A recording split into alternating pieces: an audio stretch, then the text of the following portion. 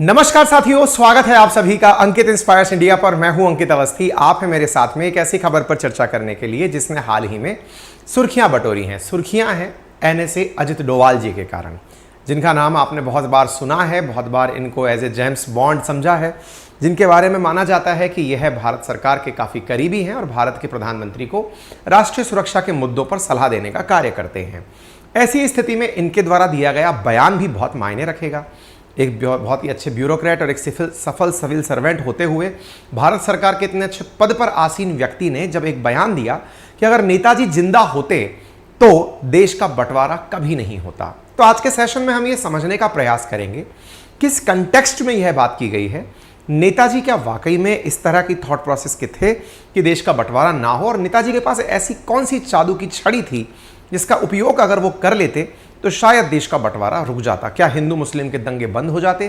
क्या हिंदू मुसलमानों ने जो हजारों की संख्या में नरसंहार देखा, क्या वो रुक जाता? आज के सेशन में हम जिक्र करेंगे और सारी बात को समझने का उस समय के प्रयास से और वर्तमान के अखबारों से समझने का प्रयास करेंगे। ठीक है, चलिए। तो फिलहाल के लिए नेताजी सुभाष चंद्र बोस फिर से एक बार सुर्खियों में है, और सुर्खियों की प्रमुख वजह ये द हिंदू में छठी खबर है, जिसे आप एक बार देख सकते हैं। और आज के सेशन में इस बात का हम इतिहास की दृष्टि से विश्लेषण करने का प्रयास करेंगे। India would not have been partitioned if Netaji Subhash Chandra Bose was there. इनकी यह खबर जून 17, 2023 को अखबारों में प्रकाशित होती है। India would not have been partitioned if Netaji was there. Ajit Doval ji के द्वारा यह बयान जैसे ही दिया गया, इस बात में साथ साथ उन्होंने यह भी जोड़ा कि Netaji Subhash Chandra Bose as a highly religious man, इनके द्वारा यह भी कहा गया कि वो व्यक्ति थे जो महात्मा गांधी जी के साथ विचार रखते भी थे, लेकिन वो आजादी मांग कर नहीं, छीन कर लेना चाहते थे। ये बात इन्होंने कहां कही? तो आप यह जो मंच देख रहे हैं, ये एसोचैम का मंच है जिस पर इन्होंने द्वारा बात की गई। तो Netaji Subhash Chandra Bose had the audacity to fearlessly challenge the British. India would not have been partitioned if he was there at time. National security adviser के द्वारा यह बात कही गई। कब कही गई? तो आप यहां पर देख सकते हैं कि यह नेताजी सुभाष चंद्र बोस मेमोरियल में एक भाषण दे रहे थे इंडस्ट्री चैम्बर एसोचैम के बीच में। तो इंडस्ट्री चैम्बर के अंदर भाषण देते समय नेताजी सुभाष चंद्र बोस पर भाषण था, तो उन्होंने अपनी यह बात रखी। आप और हम इस बात को क्यों सुन रहे हैं? क्योंकि जब इस तरह की बातें आती हैं तो मन में यह विचार जानने का मन करता है कि डोभाल साहब क्या सोचते हैं। वो हम सबके मन में, क्योंकि देश की जिनके हाथ में सुरक्षा है, एनएसए है देश के, तो उनकी विचार क्या है, वो किस तरह से इस बात को सोचते हैं, इसलिए आप और हम इस बात को जानने के लिए यहां पर एकत्रित हुए हैं। ठीक है। In the course of his address, Mr. Doval delved into various aspects of Bose's life and noted that he even had the audacity to challenge Mahatma Gandhi. यानी कि वो महात्मा गांधी जी के कई मामलों के अंदर मतभेद भी रख सकते थे, but at the same time mister Doval noted that Bose has deep respect for Gandhi. Gandhi ji से कई मामलों में मत भिन्नता थी, लेकिन गांधी जी के प्रति उनके मन में सम्मान था। The seed, the idea that came to his mind was, I will fight the British, I will not beg the freedom. मैं ब्रिटिशर्स से लड़ाई लड़ूंगा, मैं ब्रिटिशर्स से आजादी मांगूंगा नहीं, मैं छीन कर लूंगा। It is my right and I will have to get it. ये मेरा अधिकार है और मैं इसे पाकर रहूंगा। यानी ये वो वाली बात है, आजादी मेरा जन्म सिद्ध अधिकार है और मैं इसे पाकर रहूंगा। ये सुभाष चंद्र बोस जी के बारे में डोभाल साहब ने कहा। यहीं से फिर चर्चाएं शुरू हो गई। चर्चाएं किस विषय पर शुरू हो गई कि क्या डोभाल साहब का यह बयान बताने के लिए पर्याप्त है कि गांधी जी और सुभाष चंद्र बोस के बीच में मत भिन्नता थी, या फिर ये कि अगर सुभाष चंद्र बोस जिंदा होते तो वो देश को किस प्रकार से पार्टीशन से रोकते? ऐसा क्या हुआ था? गांधी जी की थॉट प्रोसेस में ऐसा क्या था? ये वहां जाकर फिर जाकर सवाल को छोड़ देता है। सवाल को जब छोड़ा जाता है, अब जब हम इसकी डेप्थ में जाएंगे तो हमको पता चलेगा कि निकल कर ये आता है कि आपको मालूम होगा कि गांधी जी के काल में, गांधी जी के ही जब नेतृत्व में ये पूरा काम चल रहा था, देश की आज़ादी का संघर्ष चल रहा था, तो नेहरू जी प्रधानमंत्री बने थे। लेकिन इस खबर को जब हम आगे आप तक लेके चलेंगे तो खबर निकल कर आती है कि बोस साहब ने जिन्ना को प्रधानमंत्री का पद ऑफर किया था कि जिन्ना, अगर आपको देश का पीएम ही बनना है तो आप इंडिया का पीएम बन जाइए, आप अलग देश की मांग मत करिए। शायद संभवतया डोभाल साहब की जो ये बातें हैं ये इस वजह से मायने रखती हैं कि जिन्ना साहब को जो उस समय ऑफर किया गया था बोस साहब के द्वारा कि आप प्रधानमंत्री बन जाइए देश के, लेकिन अलग देश की मांग मत करिए। तो क्या इसके बीच में रीड बिटवीन लाइन ये किया जाए कि जिन्ना को फिर प्रधानमंत्री किसने नहीं बनने दिया गया, किसने नहीं बनने दिया, तो फिर ले देकर के नजरें पहुंचती हैं नेहरू जी के पास। नेहरू जी देश के पहले प्रधानमंत्री बने थे, तो क्या नेहरू जी प्रधानमंत्री बनना चाहते थे, इसीलिए जिन्ना को मौका नहीं दिया गया? इस वजह से फिर एक कॉन्फ्लिक्ट क्रिएट होता है, और कॉन्फ्लिक्ट यह है कि क्या जिन्ना का समर्थन करके या फिर जिन्ना को प्रधानमंत्री का पद ऑफर करके देश के विभाजन से बचाने वाले बोस नेहरू को प्रधानमंत्री नहीं देखना चाहते थे?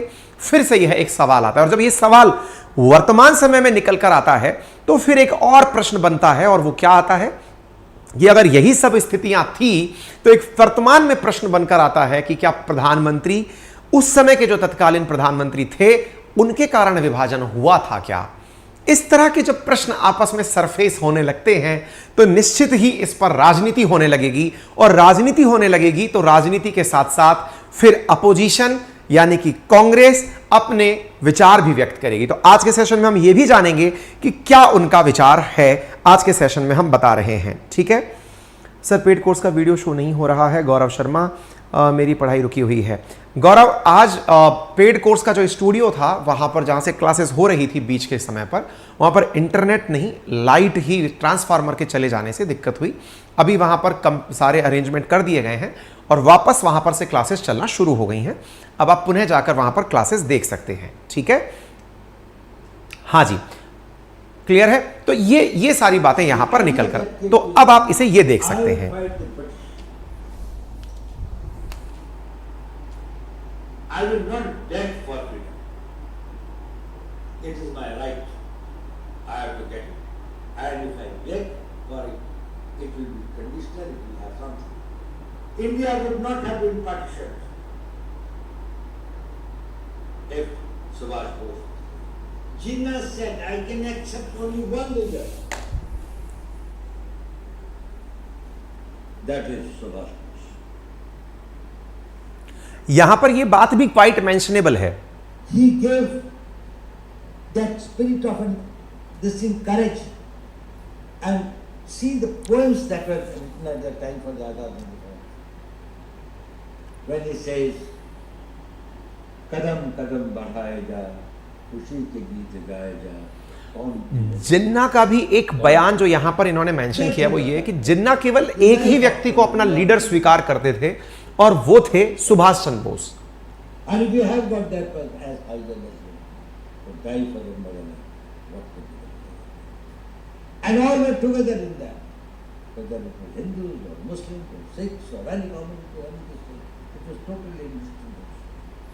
डोवाल साहब का एक और इंटरव्यू है जो मैंने लगभग आज से 4-5 साल पहले सुना था, अगर कहीं मिलेगा तो मैं आपको वो भी दिखाता।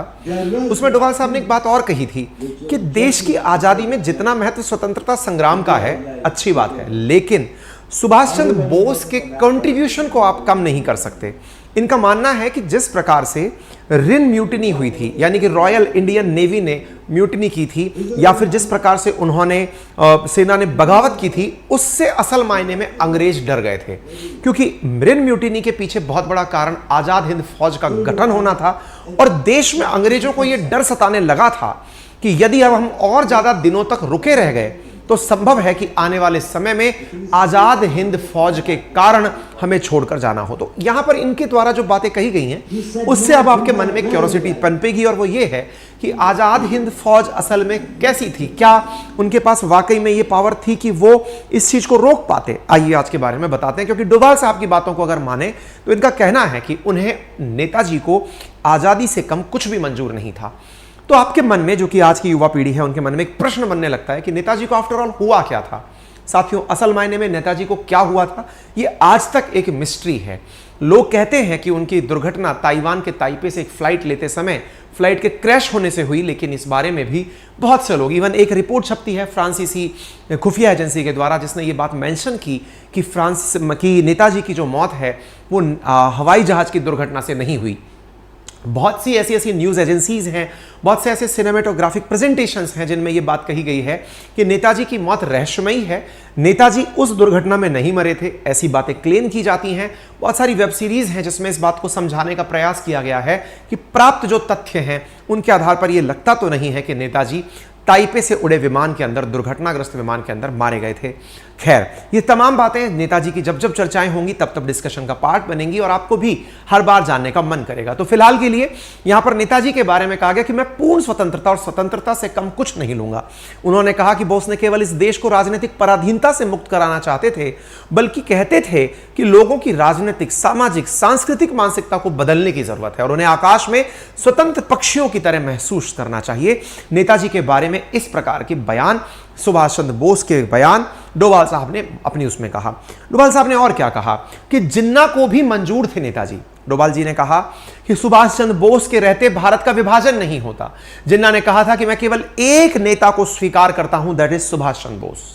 उन्होंने कहा कि एक सवाल अक्सर मन में आता है कि जीवन में हमारे प्रयास मायने रखते हैं या परिणाम मायने रखते हैं। सुभाष चंद्र बोस के महान प्रयासों पर कोई संदेह नहीं कर सकता।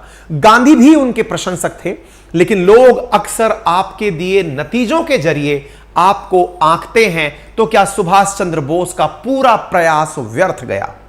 साथियों, यह बात इसलिए कही गई क्योंकि वर्तमान परिप्रेक्ष्य में जितना ज्यादा आप चाहे नोट पर देखें, चाहे अंतर्राष्ट्रीय हवाई अड्डों पर देखें, या फिर देश के जितने भी प्रकार के सरकारी मतलब ऑफिसेज हैं उनमें लगी हुई तस्वीरें देखें, वहां गांधी जी दिखाई दे जाएंगे, नेहरू जी दिखाई दे जाएंगे, लेकिन बोस साहब को वहां पर जगह दिखाई नहीं पड़ती।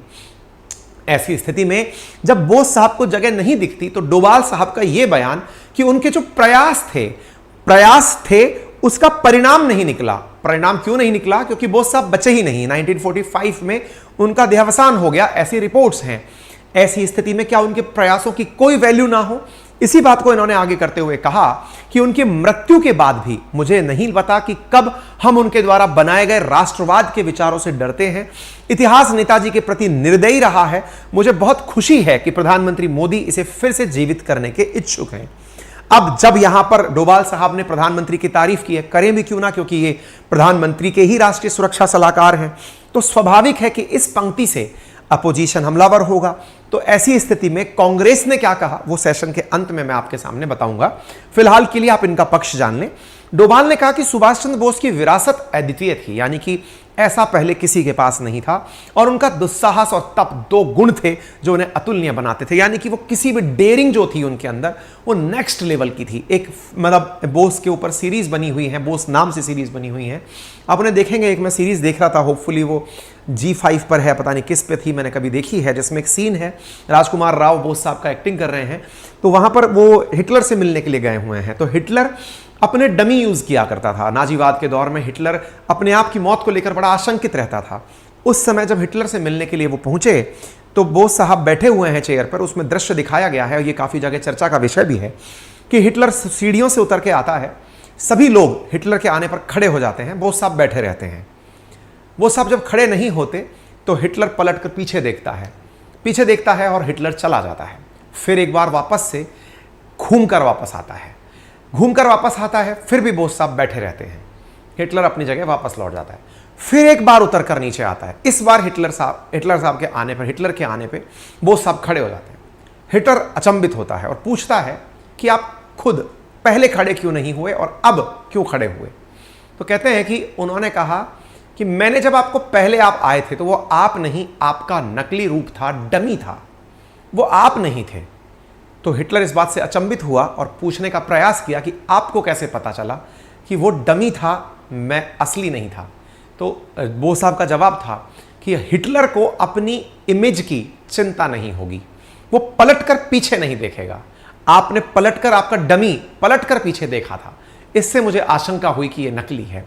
इस संवाद के कारण कहते हैं कि हिटलर इतना बोस साहब से प्रभावित हुआ कि वो उन्हें घुमाने के लिए अपने सारे कैंप्स लेकर गया और उन्हें नेताजी की उपाधि दी।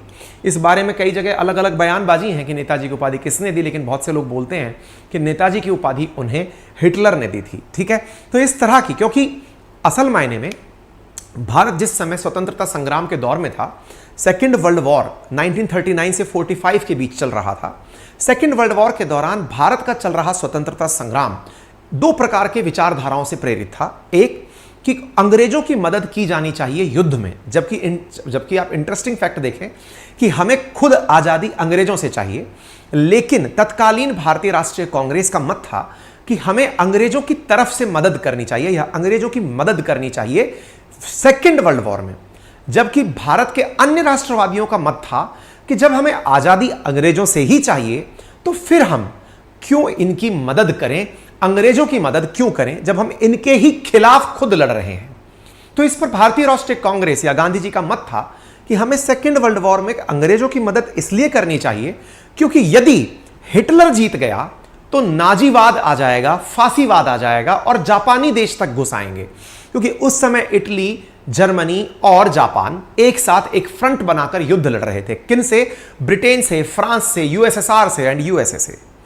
ऐसी स्थिति में देश के अंदर नेताजी का मानना था कि भाई हमें आजादी चाहिए और this is the right moment कि हमें आजादी इस समय चाहिए। और अंग्रेजों को जब वो अन्य फ्रंट पर लड़ाई लड़ रहे हैं और वे बुरी तरह पिछड़ रहे हैं, अगर हम इस देश से उनके लिए भेजे जाने वाला राशन, अपने द्वारा दिए जाने वाले सैनिक और अपने द्वारा दिया जाने वाला समर्थन रोक दें तो निश्चित ही अंग्रेज वहां भी हारेंगे और हमारा देश आजाद भी कर देंगे। लेकिन गांधी जी के नेतृत्व में जो राष्ट्रीय कांग्रेस चल रही थी, उनका मत था कि हिटलर का प्रभाव, क्योंकि अगर अंग्रेज वहां हारते हैं तो भारत हिटलर के प्रभाव में आ जाएगा, भारत जापानियों के प्रभाव में आ जाएगा, फांसीवादी नाजीवादी ताकतों के प्रभाव में आ जाएगा, जो कि अंग्रेजों से भी विकट होगा। इस कारण से गांधी जी ने उन्हें अलाउ नहीं किया।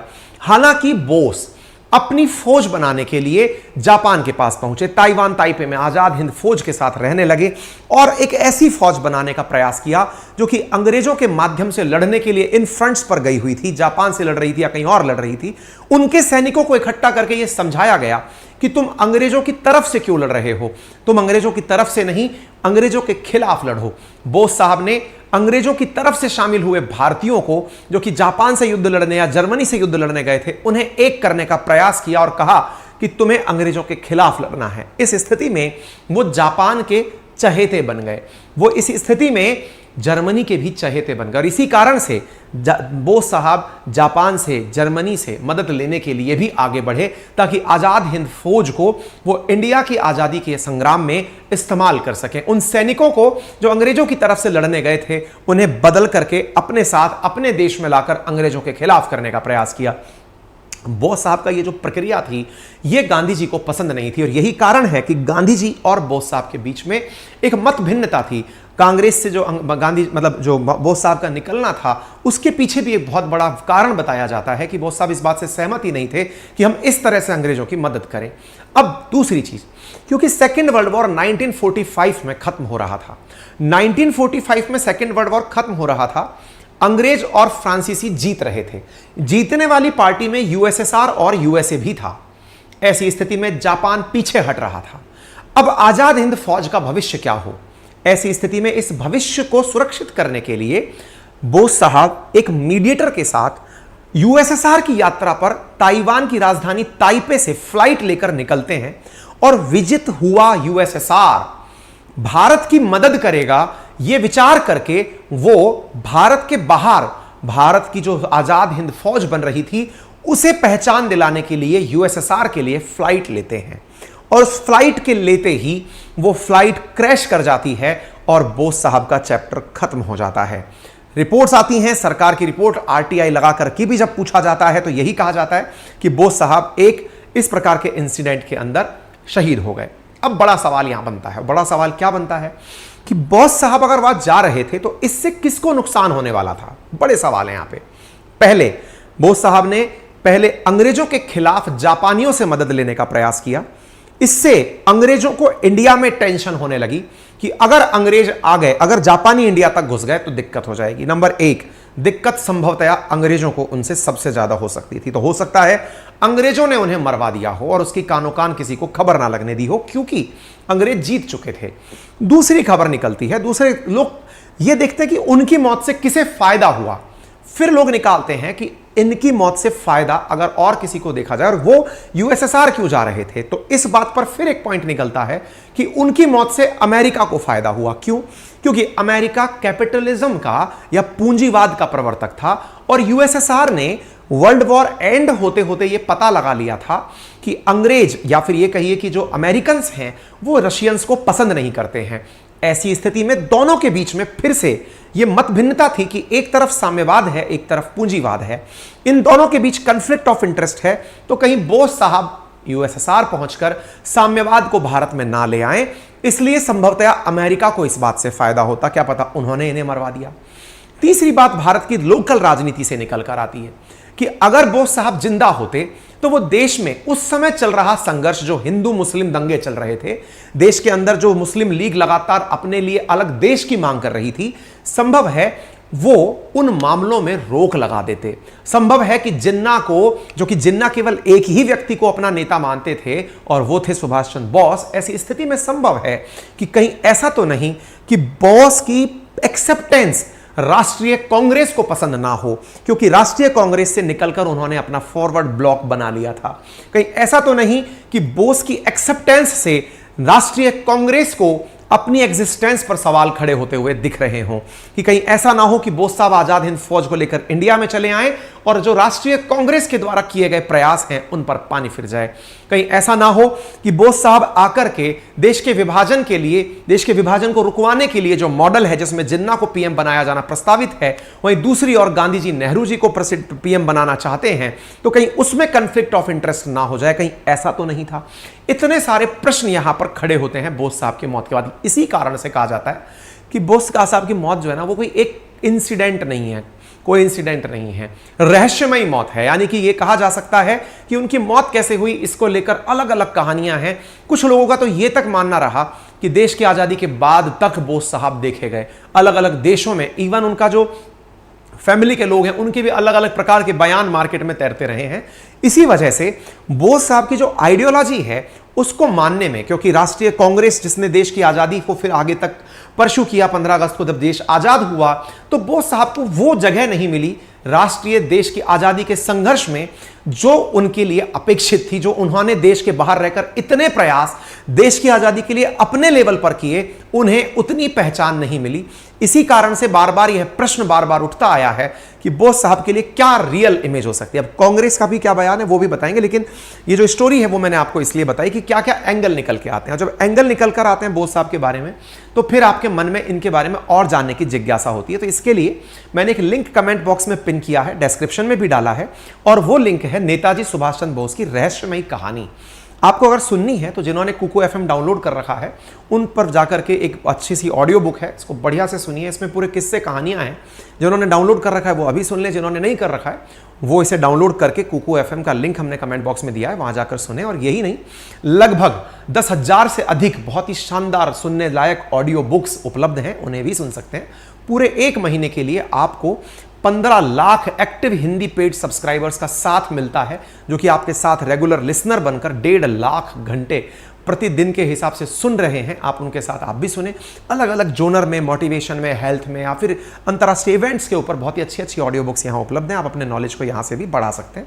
कुको एफएम पर अच्छे अच्छे फीचर्स भी दिए हुए हैं। पढ़ने वाले विद्यार्थी ड्राइव इसका नोट्स भी फीचर का यूज कर सकते हैं, और प्रॉपर तरीके से drive mode feature, saving mode feature का उपयोग आप लोग यहाँ पर कर सकते हैं। ठीक है, इसके साथ साथ साथियों, आप इसको कितने रुपए में पाएंगे तो आपका लिंक डिस्क्रिप्शन में दिया है।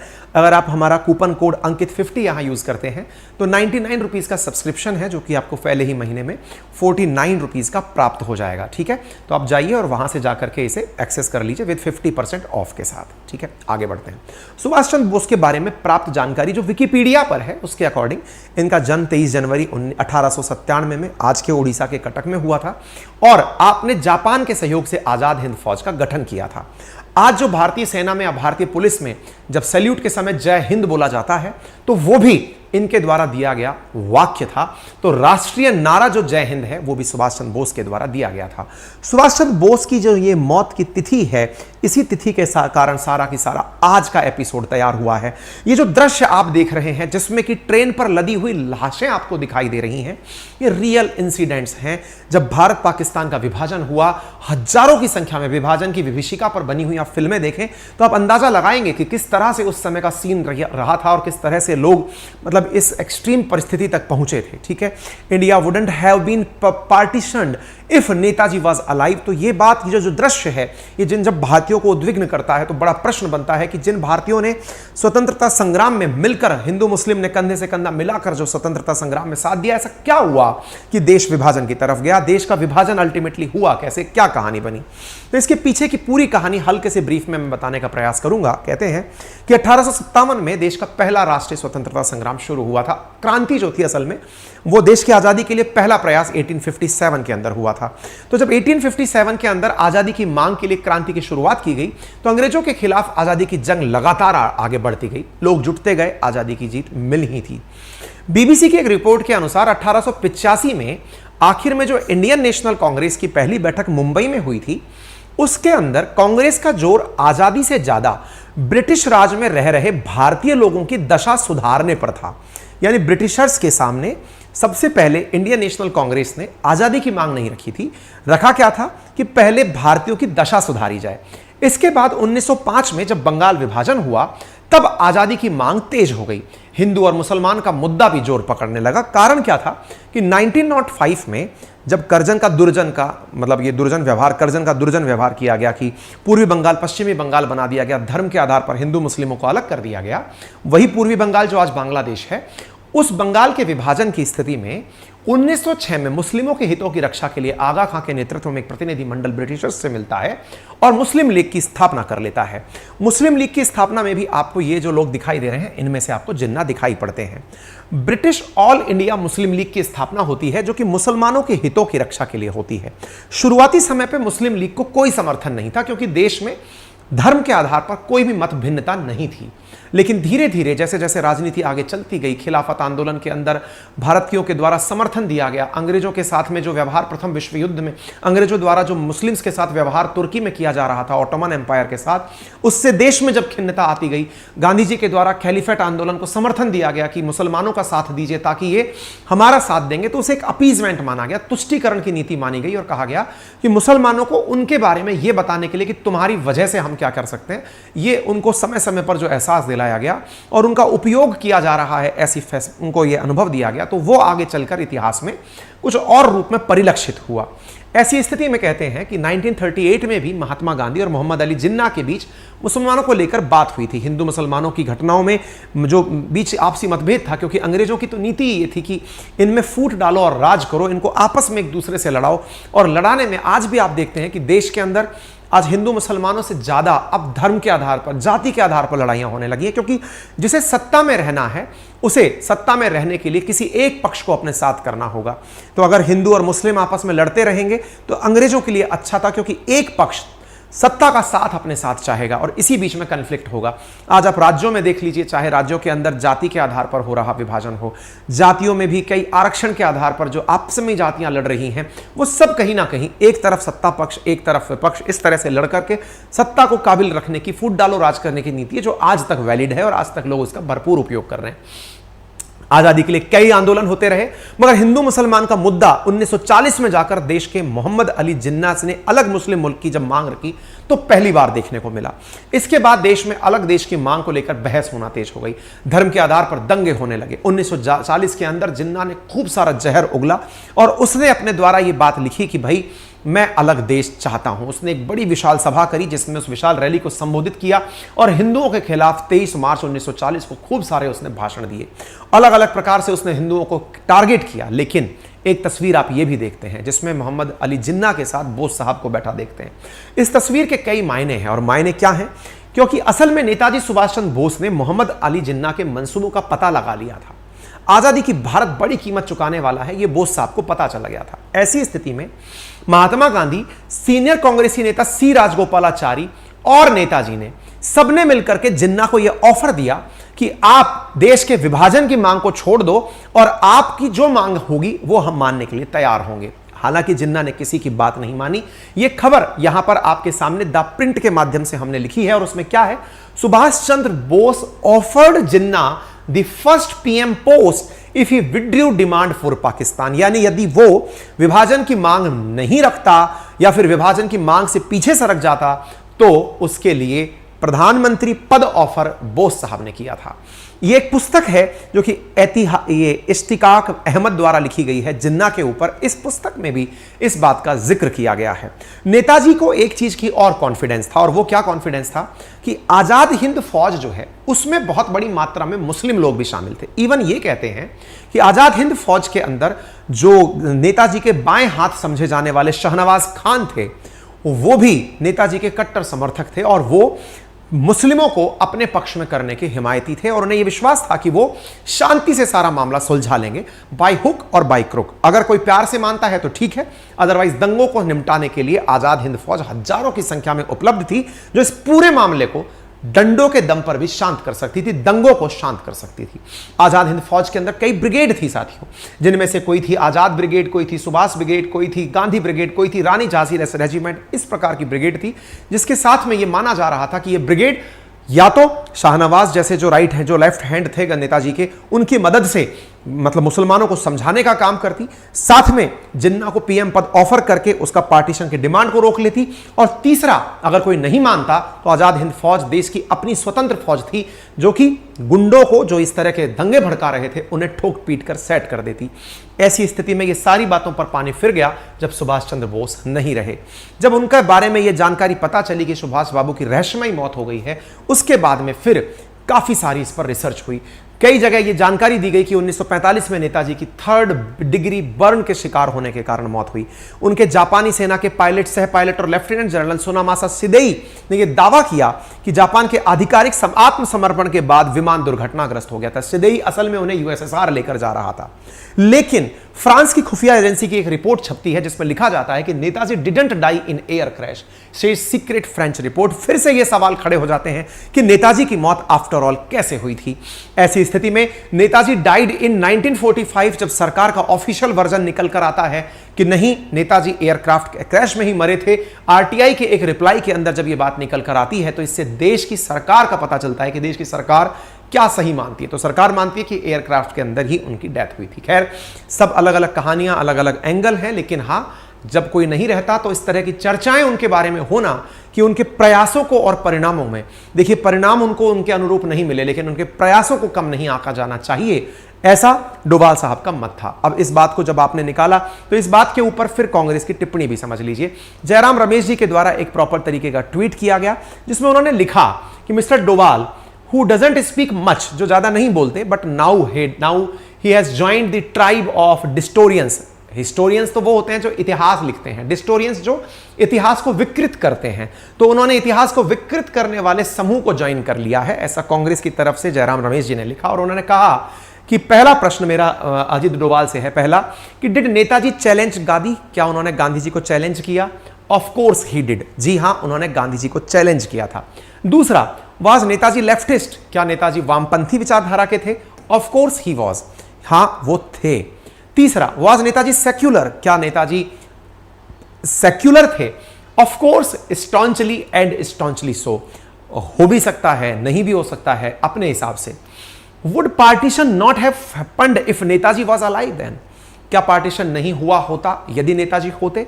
तो who can say, because by 1940 Netaji had form the Forward Bloc, कौन कह सकता है, क्योंकि नेताजी ने तो 1940 में ही अपना अलग फॉरवर्ड ब्लॉक बना लिया था। You can have opinion on this but this is contractual question, लेकिन इस बात को लेकर के जो फैक्चुअल चीजें हैं उसके बारे में सवाल जवाब करना अपने आप में जगह बैठता है। और हां, अगर वन थिंग डोभाल साहब और कहना चाहेंगे आपसे कि अगर आपको इस बारे में पूछना है तो श्यामा प्रसाद मुखर्जी से पूछिए, जिन्होंने जो बंगाल विभाजन था उसका समर्थन किया था।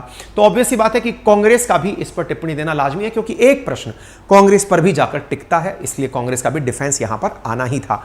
उम्मीद है आप सभी साथियों को आज के सेशन से कुछ जानकारी मिली होगी। बाकी आपकी क्या राय है, आप क्या सोचते हैं, उसके लिए कमेंट बॉक्स खुला है।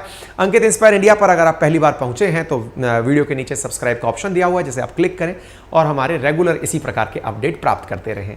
मेरे प्यारे साथियों, इसके अतिरिक्त एक और जानकारी आप सबसे साझा करनी है, और वो ये है, जैसा कि आप सभी को मालूम है कि राजस्थान सरकार के द्वारा आरपीएससी को 905 पदों के लिए अर्थना भेजी गई है, अर्थात 905 पदों पर नियुक्ति के लिए कहा गया है कि 905 आरएएस के पद भरे जाएं। ऐसी स्थिति में किसी भी वक्त आरएएस की वैकेंसी आ सकती है। ऐसी स्थिति में हमारे द्वारा आप लोगों के लिए प्रॉपर तरीके से हैंड रिटन नोट्स तैयार किए गए हैं, जिसकी बुकिंग 21 तारीख से शुरू हो जाएगी। हैंड रिटन नोट्स हैं, आपके पास प्रॉपर तरीके से डिलीवर होंगे। प्राइस में 21 तारीख को अनाउंस कर दूंगा, 21 से 28 के बीच में उपलब्ध रहेंगे। और जो विद्यार्थी पढ़ने वाले हैं, जिन्हें एडमिशन चाहिए था हमारे पुराने नटराज बैच में, जो कि 1 तारीख से 7 तारीख के बीच ही ओपन था, उन विद्यार्थियों से मैं कहना चाहूंगा कि हमारे नटराज बैच में हमने 3 दिन के लिए आपका एडमिशन खोला है। सोम, मंगल, बुध। बुधवार की मध्य रात्रि फिर से एडमिशन इसके बंद हो जाएंगे, क्योंकि आप में से बहुत सारे लोगों का मत था कि कहीं आप पिछड़ ना जाएं। ऐसी स्थिति में आप लोगों के लिए एडमिशन ओपन किए गए हैं नटराज बैच में, और पुरानी कीमतों पर ही किए गए हैं, मात्र 7500 रुपए की कीमत पर ही किए गए हैं। यदि आप में से कोई भी साथी जाकर एडमिशन लेना चाहता है तो go and get the admission, जिसमें आपको प्रॉपर तरीके से प्रीलिम्स और मेंस का कंप्लीट कोर्स फाउंडेशन लेवल पर मिलता है, और इसी बार के प्रीलिम्स को टारगेट करते हुए पढ़ाई की जा रही है। और अगर आप डेमो ट्राई करना चाहते हैं तो आप जाइए, आपके लिए डेमो उपलब्ध है। अपनी पाठशाला पर आप पहुंचे, वहां पर प्रॉपर तरीके से आपके लिए डेमो उपलब्ध कराए गए हैं। आपको प्रॉपर तरीके से रेगुलर जैसे क्लासेस दी जाती हैं वैसे क्लासेस दी जा रही हैं। आप जाएं और बढ़िया तरीके से वहां पर क्लासेस का लाभ लें। कुल 17 सब्जेक्ट हैं, कुल 21 टीचर्स की टीम है जो आप लोगों के लिए पढ़ाई करा रही है, और बहुत ही दिन रात मेहनत करके आपके लिए क्लासेस की जा रही हैं। तो कृपया करके आप वहां पहुंचें और क्लास को अच्छे से आनंद लें। हाँ, फिर से वही बात, जिद नहीं है, जबरदस्ती नहीं है। आपको एडमिशन लेना है लें, ना लेना है ना लें। और उसकी सबसे इंपॉर्टेंट बात कि यदि आप अभी ना ले पाएं तो 1 से 7 के बीच में फिर से हम एक बार ऑप्शन ओपन करेंगे। लेकिन ये फिलहाल क्योंकि कॉल सेंटर पर बहुत सारे हमारे पास कॉल थे, इसलिए हमने 3 दिन के लिए इसको ओपन किया है। बच्चों में एकदम क्यूरियोसिटी जग गई कि अर्थना भेज दिया सर, हमारा एडमिशन कब होगा, इसलिए हमने ये प्रयास किया। थैंक यू सो मच, अपना ख्याल रखें।